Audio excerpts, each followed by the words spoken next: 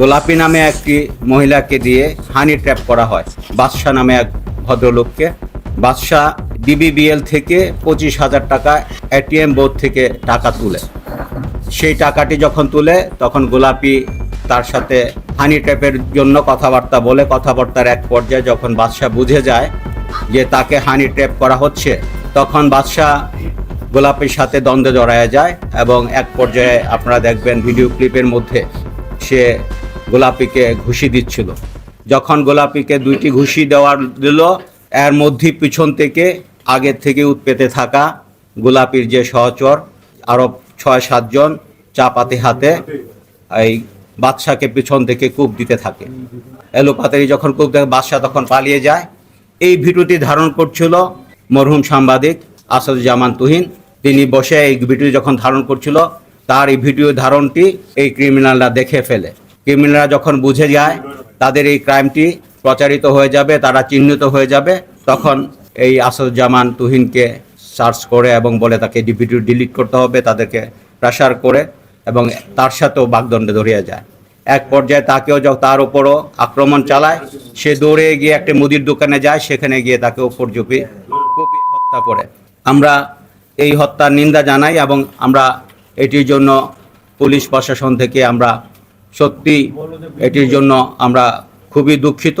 এটি আমাদের কিছুটা হলেও ব্যর্থতা অবশ্যই আছে।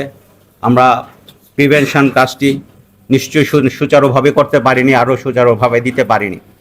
আমরা এরপরে চেষ্টা করেছি ভিডিও ক্লিপ দেখে আমরা তাদের ক্রিমিনালকে চিহ্নিত করতে।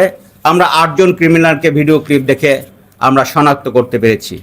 এই 8 জনের মধ্যে রয়েছে কেটু মিজান, যাকে আমরা গ্রেপ্তার করেছি। এই কেটু মিজানের নামে এর আগেও 15টি মামলা রয়েছে। আর যিনি হানি ট্র্যাপ করেছে তারই স্ত্রী পারুল আক্তার ওরফে গোলাপী, তাকেও আমরা গ্রেপ্তার করেছি। ভিডিও ক্লিপে যাতে দেখা গিয়েছে আলামিন 21, তার বিরুদ্ধে 2টি মামলা রয়েছে। স্বাধীন, তার বিরুদ্ধে 2টি মামলা রয়েছে। শাহজালাল ওরফে পিতা হানিফ, তার বিরুদ্ধে 8টি মামলা রয়েছে। ফয়সাল হাসান, সাব্বিরের বিরুদ্ধে 2টি মামলা রয়েছে। এই 7 জনকে আমরা গ্রেপ্তার করেছি। আর একজন ভিডিও ক্লিপে দেখা যায় নীল জামা পরা আরমান, তাকে আমরা খুঁজছি, আমরা গ্রেপ্তার করে ফেলব।